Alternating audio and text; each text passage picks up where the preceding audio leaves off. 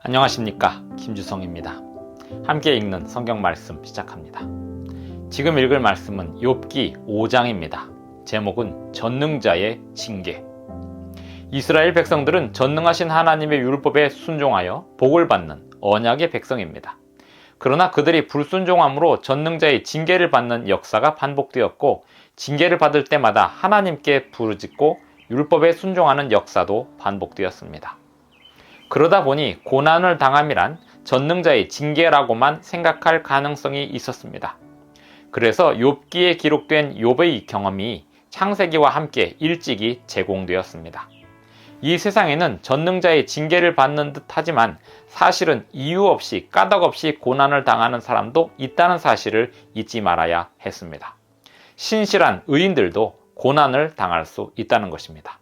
욥기 5장 1절부터 27절까지 낭독합니다. 너는 부르짖어 보라. 내게 응답할 자가 있겠느냐? 거룩한 자 중에 내가 누구에게로 향하겠느냐? 분노가 미련한 자를 죽이고 시기가 어리석은 자를 멸하느니라. 내가 미련한 자가 뿌리 내리는 것을 보고 그의 집을 당장에 저주하였노라. 그의 자식들은 구원에서 멀고 성문에서 억눌리나 구하는 자가 없으며, 그가 추수한 것은 줄인 자가 먹되 덫에 걸린 것도 빼앗으며 올무가 그의 재산을 향하여 입을 벌리느니라. 재난은 티끌에서 일어나는 것이 아니며 고생은 흙에서 나는 것이 아니니라. 사람은 고생을 위하여 났으니 불꽃이 위로 날아가는 것 같으니라.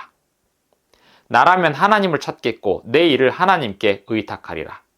하나님은 헤아릴 수 없이 큰 일을 행하시며 기이한 일을 셀 수 없이 행하시나니, 비를 땅에 내리시고 물을 밭에 보내시며 낮은 자를 높이 드시고 애곡하는 자를 일으키사 구원에 이르게 하시느니라. 하나님은 교활한 자의 계교를 꺾으사 그들의 손이 성공하지 못하게 하시며, 지혜로운 자가 자기의 계략에 빠지게 하시며 간교한 자의 계략을 무너뜨리심으로 그들은 낮에도 어두움을 만나고 대낮에도 더듬기를 밤과 같이 하느니라. 하나님은 가난한 자를 강한 자의 칼과 그 입에서 또한 그들의 손에서 구출하여 주시나니, 그러므로 가난한 자가 희망이 있고 악행이 스스로 입을 다무느니라. 볼지어다 하나님께 징계받는 자에게는 복이 있나니, 그런즉 너는 전능자의 징계를 업신여기지 말지니라. 하나님은 아프게 하시다가 싸매시며 상하게 하시다가 그의 손으로 고치시나니, 6가지 환난에서 너를 구원하시며 7가지 환난이라도 그 재앙이 내게 미치지 않게 하시며, 기근 때의 죽음에서 전쟁 때의 칼의 위협에서 너를 구원하실 터인즉, 내가 혀의 채찍을 피하여 숨을 수가 있고 멸망이 올 때에도 두려워하지 아니할 것이라. 너는 멸망과 기근을 비웃으며 들짐승을 두려워하지 말라. 들에 있는 돌이 너와 언약을 맺겠고 들짐승이 너와 화목하게 살 것이니라. 내가 내 장막의 평안함을 알고 내 우리를 살펴도 잃은 것이 없을 것이며, 내 자손이 많아지며 내 후손이 땅의 풀과 같이 될 줄을 내가 알 것이라. 내가 장수하다가 무덤에 이르리니 마치 곡식단을 제때에 들어올림 같으니라. 볼지어다 우리가 연구한 바가 이와 같으니 너는 들어보라. 그러면 내가 알리라. 욥기 5장 1절부터 27절까지 낭독했습니다. 하나님을 의탁하라, 하나님을 찾으라, 이런 말씀, 좋은 말씀이고 성경에 합당한 말씀입니다. 하나님께서는 헤아릴 수 없이 큰 일을 행하시고 기이한 일을 셀 수 없이 행하신다는 말씀 또한 다른 성경절에도 있는 말씀입니다. 비를 땅에 내리시고 물을 밭에 보내시고 낮은 자를 높이 드시는 하나님의 놀라운 능력, 욥에게 말씀하고 있습니다.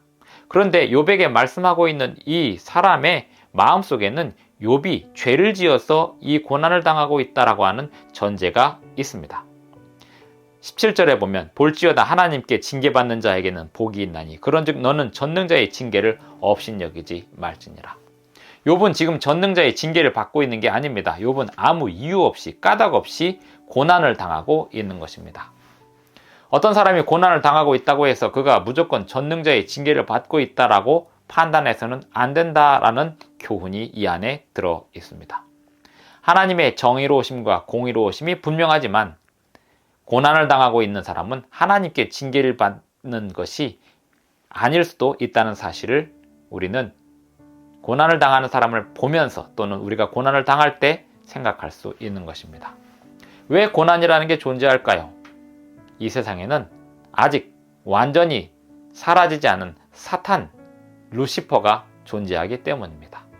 악이 존재하고 죄가 존재하는 한 이 세상에서는 자신이 저지르지 않은 죄, 그리고 자신과 상관없는 이유들로 인해서 고난을 당하는 신실한 의인들이 있기 마련입니다.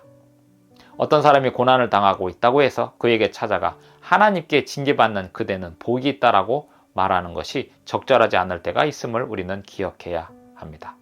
오늘 우리가 어떤 고난을 당하고 있다고 해서 하나님이 우리를 징계하고 있다라고 쉽게 단정지어서는 안 됩니다. 분명한 사실은 우리는 하나님께 순종하고 살아야 하고 하나님의 율법에 일치하는 삶을 살아야 합니다. 그러나 불분명한 것은 우리가 당하는 고난의 원인은 우리가 알 수 없다는 것입니다.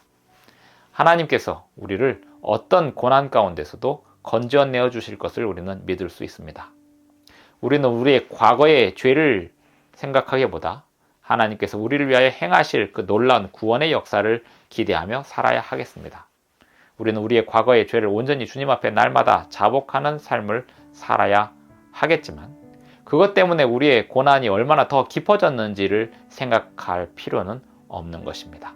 기도하시겠습니다.